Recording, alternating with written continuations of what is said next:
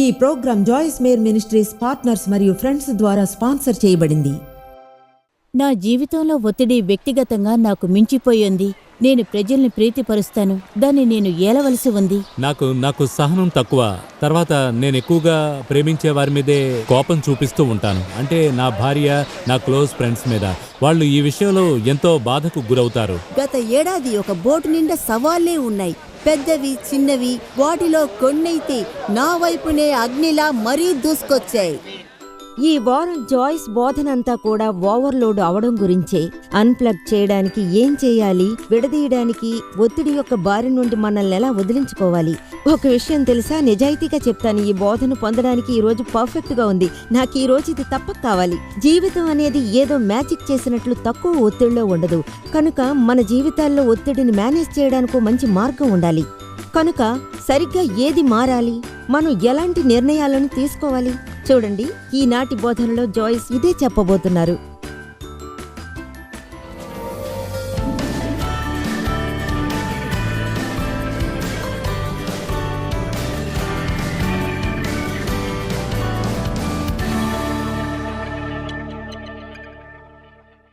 ప్రజలకి ఇప్పుడు తమ జీవితాల్లో ఉన్న గందరగోళాల్లో కొన్ని మీకు అసలు ఉండవు. మీరు గాని శాంతిని వెంటాడి ఉంటే మనసును అనుసరించండి. 1 పేతురు 3:11. చెడ్డదాని పలక్కుండా తన నాలుకను, కపటపు మాటలు చెప్పకుండా తన పెదవులను కాచుకొనవలను. అతడు కీడు నుండి తొలగి మేలు చేయవలను, దాన్ని వెంటాడవలను. ఊరికినే దేవునితో శాంతిగల సంబంధాలను కోరుకోకండి, మీ సహచరులతోనూ మీతోనూ కానీ వెంటాడి వారి వెనుక వెళ్ళండి. ఇప్పుడు ఆ వచనం నాకెంతో సహాయం చేసింది. ఎందుకంటే చూడండి, చివరికి నేను తెలుసుకున్నాను, కేవలం ఇలా అంటేనే శాంతిని పొందలేము. నువ్వు దేవా నాకు శాంతినివ్వు, ఓ దేవా నాకు శాంతినివ్వు, దేవా ప్లీజ్ నాకు శాంతినివ్వు, శాంతిని. చూడండి, శాంతి కొరకు ప్రార్థిస్తున్నా, కానీ శాంతంగా ఫీల్ కాలేదు. నా కోసం మీరు శాంతి కొరకు ప్రార్థిస్తారా? సరే, మీ కళ్ళు తెరుచుకోవాలని మీకోసం ప్రార్థిస్తాను. అలాగే మీరు గుర్తించాలని, మీకు ఎప్పటికీ అవసరమైన శాంతి అంతా కూడా మీ లోపల నివసిస్తుందని. ఒకవేళ ఆయన్ని మీరు లేవనిస్తే ఆమేన్. తెలుసా, చాలా సంవత్సరాలు, చాలా ఏళ్ళు పట్టింది దీన్ని అర్థం చేసుకోవడానికి. కొన్నిసార్లు తప్పుగా ప్రార్థిస్తాం, మనకు ముందే ఉన్న వాటికై ప్రార్థిస్తాం, ఉన్న వాటిని యూజ్ చేసుకోకుండా. కనుక అది ఒకలా ఇలా ఉంటుంది. దేవికి నాకు మధ్య ఓ సంభాషణ అది పెద్దదవుతూ ఉంది. ఎంతమందికి తెలుసు సంభాషణ స్థాయి పైకి లేస్తే అర్థం ఏమిటో? ఓకే, సరే చూడండి, ఒకలా అది వార్నింగ్ సైన్. అదెలా అంటే అక్కడికి వెళ్ళాను, చేశాను.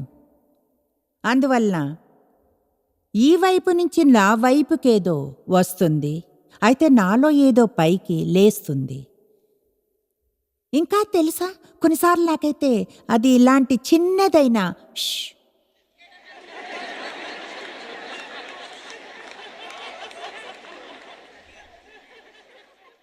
దానికో 4 భాగాల సిరీస్ లేదో నాకు తెలుసు. దేవుడు అంటున్నాడని షటప్.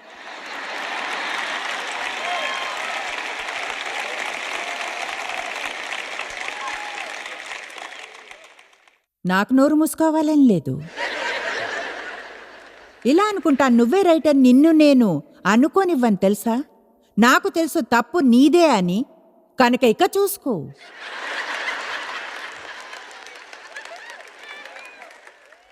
అయితే విషయం ఏమిటంటే, ఒకవేళ ఇది నాకు చిరాకు కలిగిస్తున్నా నాలో ఉన్న శాంతిని గాని లేవనిస్తే, అప్పుడు ఈ పరిస్థితిలో నేనెంతో నిమ్మళంగా ఉండగలను.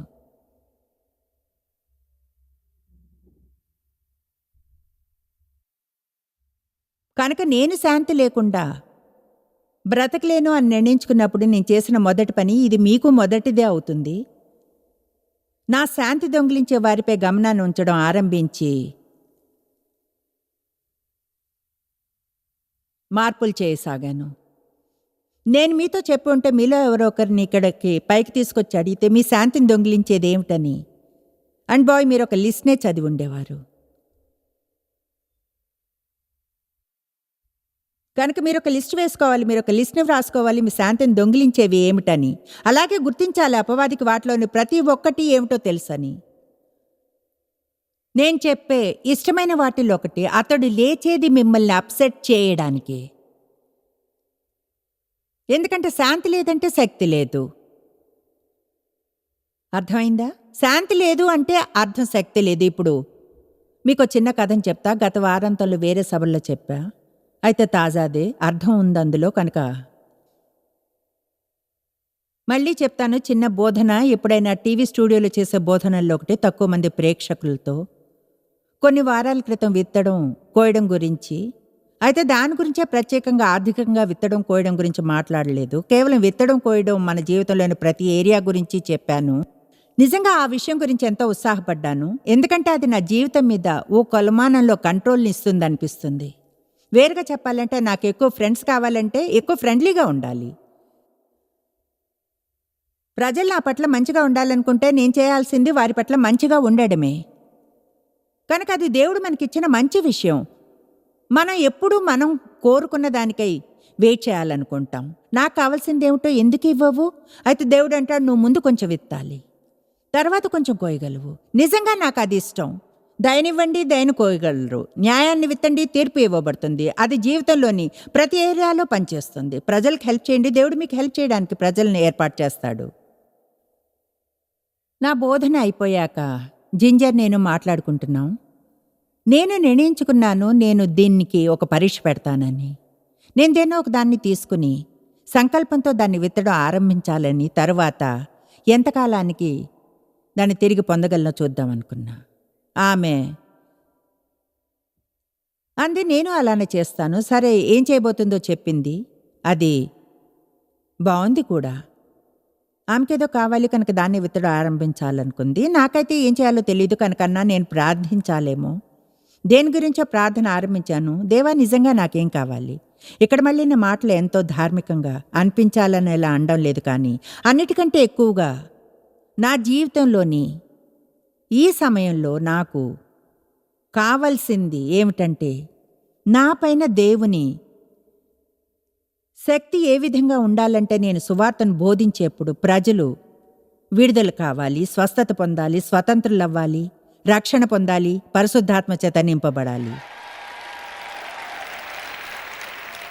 మిగతా అంతా కోరుకుంటూ ముందే వెళ్ళాను కనుక అది ఇలా ఏమీ కాదు. నేనేదో సెయింట్ జాయిస్లా కాదు, ఎందుకంటే కాదు కనుక. అయితే నా జీవితంలోని ఈ సమయంలో గుర్తించగలిగేంత వయసుకు వచ్చాను. అర్థం ఉన్నదేది అంతగా లేదు. అందువలన నేను కానీ ఇది చేస్తే ఫలితాలను పొందేదానిలా అవుతాను కనుక నాకు ఫలితాలు కావాలి. ప్రజలు ఇలా అనాలి, నాకు ట్యూమర్ ఉండేది, వాక్యం బోధిస్తుండగా అది మాయమైంది అని. దేవుని వాక్యంలో స్వస్థత శక్తి ఉందని నేను నమ్ముతాను. మనం దాన్ని అనుభవించాలనుకుంటాం. ఆయన తన వాక్యాన్ని పంపి స్వస్థపరిచి గుంటలోంచి నాశనం నుంచి విడుదల చేస్తాడు.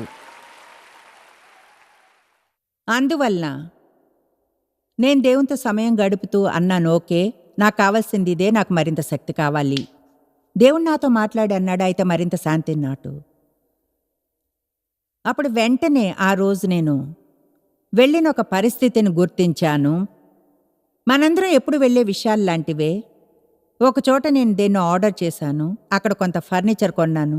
కిచెన్ చైర్స్ని కప్పడానికి 8 గజాలు ఆర్డర్ చేశాను. అందరూ చెప్పండి 8. అయితే వాళ్ళు దాన్ని డెలివర్ చేసినప్పుడు అది 6.5 గజాలే ఉంది. ఇప్పుడు అర్థం చేసుకోగలను 7 లేక 9. అయితే ఎలాగో వాళ్ళు కంప్యూటర్లోకి 6.5 అని ఎంటర్ చేశారు. అందుకని ఆరంభించాను గట్టిగా అరవడం. దీన్ని ప్రజలకు చెప్పలేను. మా అమ్మాయితో మాట్లాడుతున్నా. ప్రజలను వారికి చేయమని చెప్పింది ఎందుకు చేయరు అసలు? ఎవరైనా ఎప్పుడైనా ఆ కామెంట్ని చేశారా? మా అమ్మాయి వెంటనే జవాబు చెప్పింది, నాకు తెలుసు దేవుడు ఆమె ద్వారా మాట్లాడుతున్నాడని. ఆమె సింపుల్గా ఎంతో స్వీట్గా ఎలా అంది, చూడు ప్రజలు తప్పులు చేస్తారు కనుకనే. ఓ,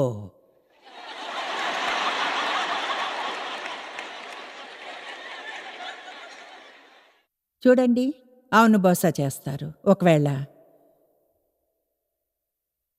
నేను గాని దాంతో మామూలు రోజులా ఉంటే కనీసం ఓ 5-6 మందికి చెప్పుండేదాన్ని. కమాన్, మీరు అసలు నమ్మలేరు.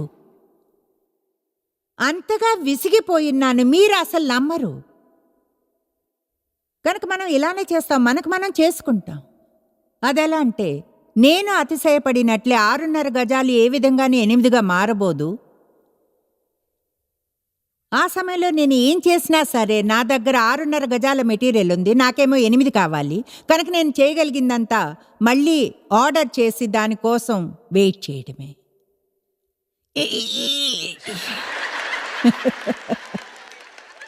అలా నాకు చేయాలనిపించలేదు.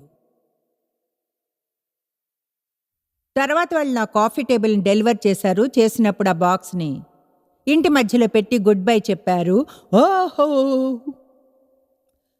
ఆగండి, మీరు దీన్ని ఫిక్స్ చేయరా? మేము చెయ్యం. మీరు చేయకపోతే మరి ఎవరు చేస్తారు? థ్యాంక్ గాడ్ ఇంట్లో లేను. ఆ రోజు భలే ఉండేది. ఉంటే మా అమ్మాయి అంతా చూసుకుంటుంది. ఆ మంది కాదు, మీరే తీసి దీన్ని ఫిక్స్ చేయాలి, మాకు దీన్ని ఎలా చేయాలో తెలియదు, పెద్ద కథని చిన్నది చేస్తూ అన్ని భాగాలు అందులో లేవు, ఏదో డెంట్ చేయబడింది, ఏదోగా ఉంది. వాళ్ళు తిరిగి తీసుకెళ్లారు. ఇప్పుడు దానికోసం వెయిట్ చేస్తున్నాం. ఆ పరిస్థితి నా మనసులోకి వచ్చింది ఎప్పుడైతే శాంతిని విత్తు శక్తిని పొందు అని విన్నానో పూర్ణ మనస్సుతో నమ్ముతాను. అందరూ ఏ తుఫానుకైతే భయపడ్డారో యేసు నిమ్మళింపజేయడానికున్న కారణం ఆయన లోపల శాంతి ఉంది. మీకు లేనిదాన్ని మీరు ఇవ్వలేరు. కమాన్, మీకు లేనిదాన్ని మీరు ఇవ్వలేరు. అయితే మీకేం చెప్తున్నాను, మీరు కానీ శాంతంగా ఉంటే, లేదా నేను ఏ పరిస్థితిలో అయినా సరే సాతానికి అధికారం పోతుంది. అతనికి అక్షరాల అధికారం ఉండదు. వెంటనే మనదే పై చెయ్యి అవుతుంది. ఎందుకంటే శాంతంగా ఉన్నప్పుడు దేవుడి నుంచి వినగలం, ఆత్మచేత నడిపించబడతాం, జ్ఞానం కలుగుతుంది, ఏం చేయాలో తెలుస్తుంది. అయితే భయపడిన క్షణమే చెడుది హీనంగా అవుతుంది. నా శాంతిని దొంగిలించే కొన్ని ఏమిటి? కొన్నిటిని గుర్తిస్తారు, ఖచ్చితంగా తెలుసు. శాంతిని విత్తడం, శక్తిని కోయడం గురించి నా చిన్న ఉదాహరణ మీకు అర్థమైందా? ఇతరులను సంతోషపరచడానికి కొన్నిటిని నేను అవును చెప్పడం నాకు ఇష్టం లేదు. బాయ్, అది కోపం తెప్పిస్తుందా? తర్వాత ఏం చేస్తామో తెలుసా? కోపం తెచ్చుకుంటాం. నో, కమాన్, మన జీవితాలను కంట్రోల్ చేస్తున్నందున వారిపై కోపం వస్తుంది.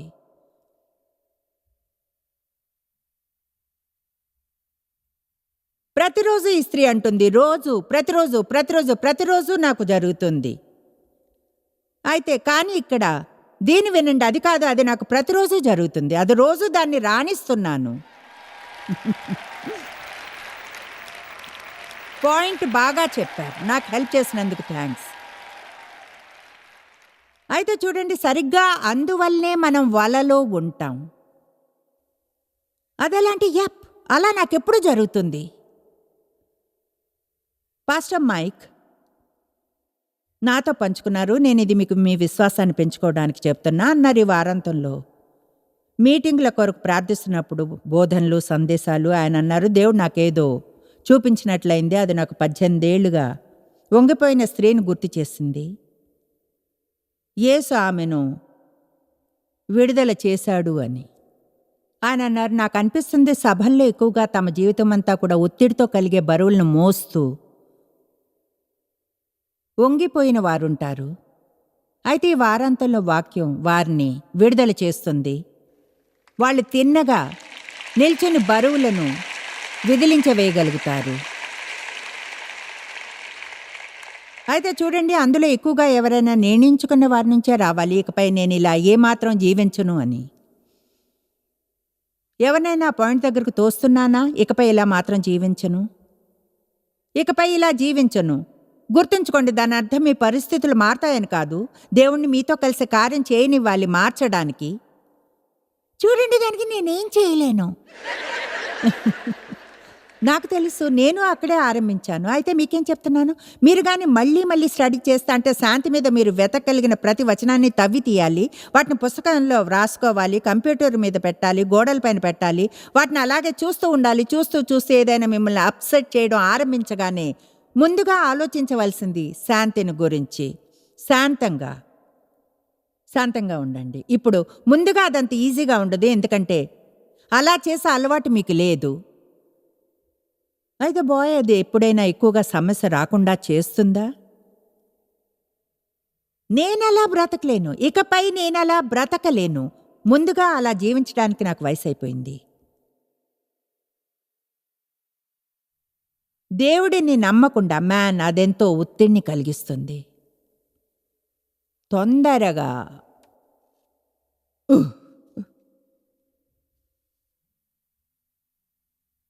ఒకేసారి ఎన్నో విషయాలు జరగడం, ఎంతో సింపుల్గా ఉండే విషయాలను చిక్కులుగా చేయడం.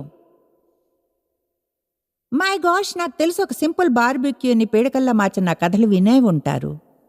అదెలా అంటే, నాకు తెలీదు నేను ఒక సింపుల్ భోజనాన్ని వండగలనని. నాకు అవసరమైన దానికంటే ఎంతో ఎక్కువ కావాలి. మా అమ్మాయి ఇంటికి ఓ బార్బెక్యూ కోసం వెళితే ఆమె దగ్గర 3 ఉన్నాయి: మీట్, సాలెడ్, బీన్స్. నేనలా అంటే, ఏంటి ఆమె తినేది కొంచెమేనా? అయితే కొన్నిసార్లు అక్కడున్నంతలో చాలా వరకు ఉండవు. అప్పుడు నేను, సరిపోతుంది అనుకుంటున్నావా? ఆమె అంటుంది, చూడ అయిపోయింది.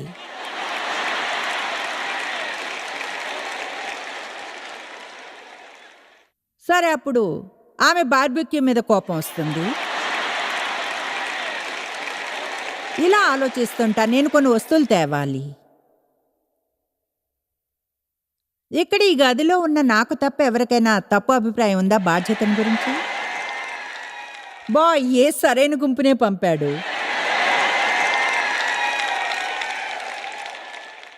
మీకో విషయం చెప్తాను, మీ సమస్యలు తీర్చడానికి హెల్ప్ చేయడం నాకు ఇష్టమే. సలహాలను ఇవ్వాలన్నా సింపుల్గా ఉండే వాటిని చిక్కులుగా చేయడం. ఎక్కువసేపు ఎక్కువ మోత భరించలేను. నేనెలా అంటే, నేను మౌనంగా ఉండాలి. ఓహ్, ఎప్పుడు చూడు వాళ్ళ చుట్టూ ఏదో ఒకటి జరిగేవాళ్ళు నాకు వద్దు. ఈ మ్యూజిక్ లెవెల్స్ ఇంకా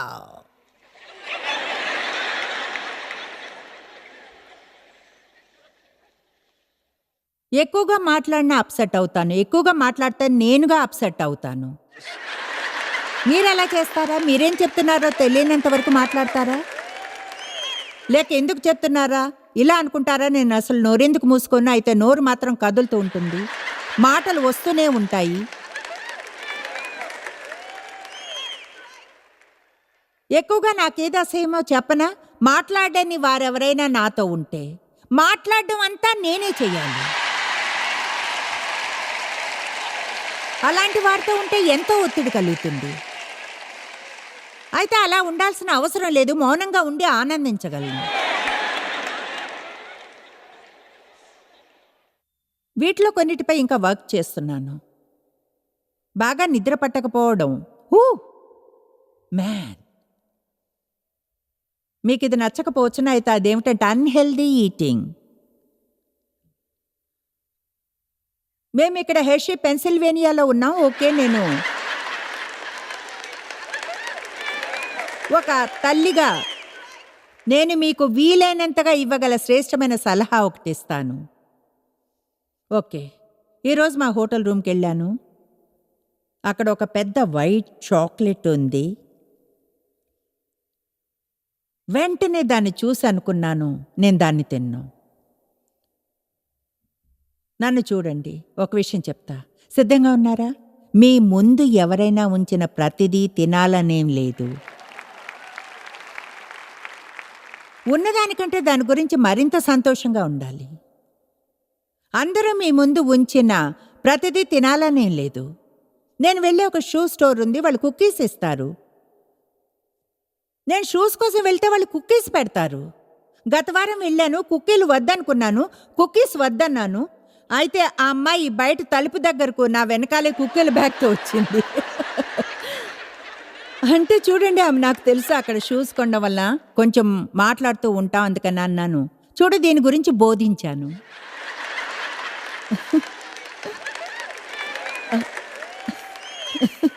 నేను ఇక్కడికి షూస్ కొనడానికి వచ్చాను, కుక్కిల్ని కాదు. నన్ను పోషించకండి. మీరు కూర్చుని ప్రజలు కుక్కీలు తినడం చూడవచ్చును. కుక్కీలు తినడం, కుక్కీస్ని తినడం అవి అక్కడున్నాయి. కుక్కీలు తినండి. ఓ, నన్ను కుక్కీలని ఇంటికి తీసుకెళ్ళమంటున్నారు. కమాన్, కొన్ని హద్దులను ఉంచుకోండి. మీ జీవితం చుట్టూ కొన్ని ఎల్లలను ఉంచుకోండి, కొన్ని నిర్ణయాలు తీసుకోండి. ఏం చేశారో నిర్ణయించుకొని బయట ఉన్న ప్రతిదానికి మీపై అధికారాన్ని ఇవ్వకండి.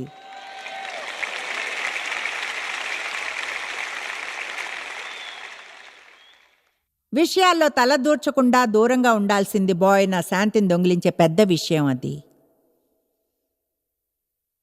గతవారం బైబిల్లో మళ్ళీ చదివాను, నీ పని నువ్వు చూసుకో.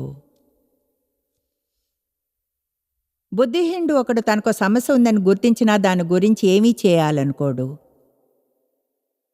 ఒకటి చెప్పనా, ఎవరో ఒకరు మీ ఒత్తిడిని తీసేస్తారని వెయిట్ చేయకూడదు.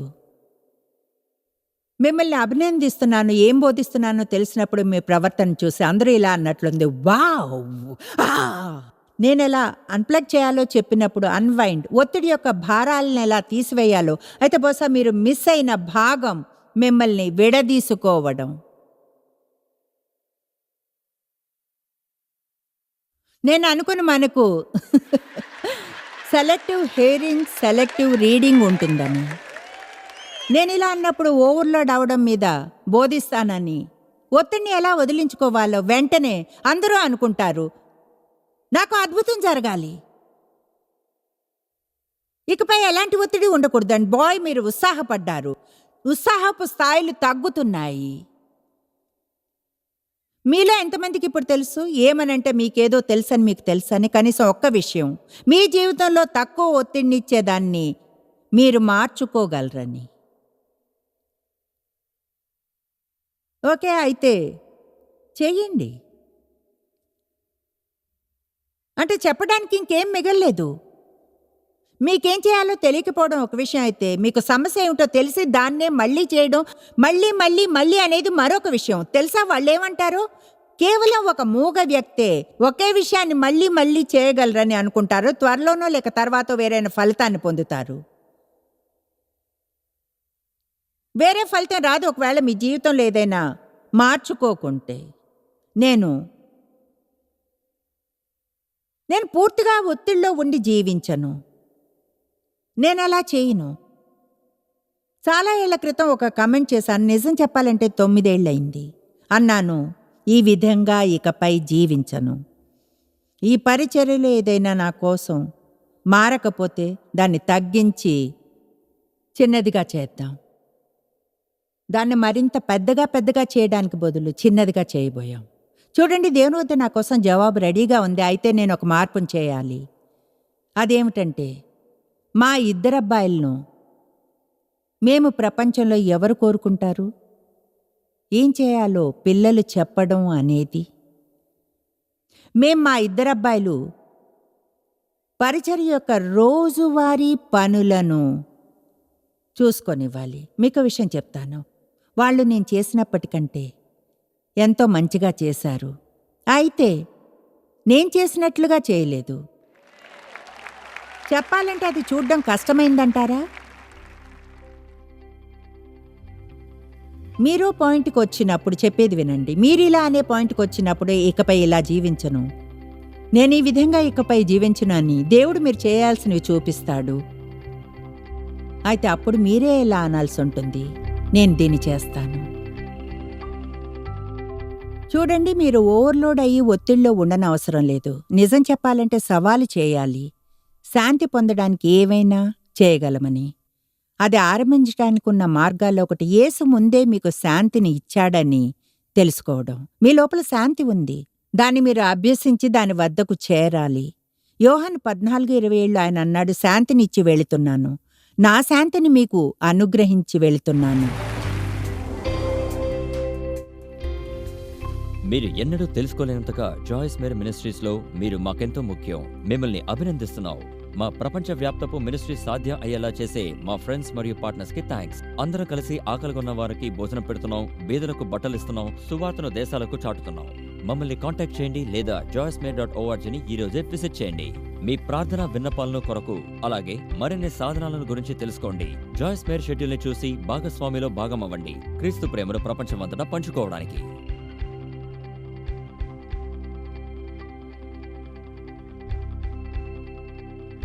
ఈ program Joyce Meyer ministries partners మరియు ఫ్రెండ్స్ ద్వారా స్పాన్సర్ చేయబడింది.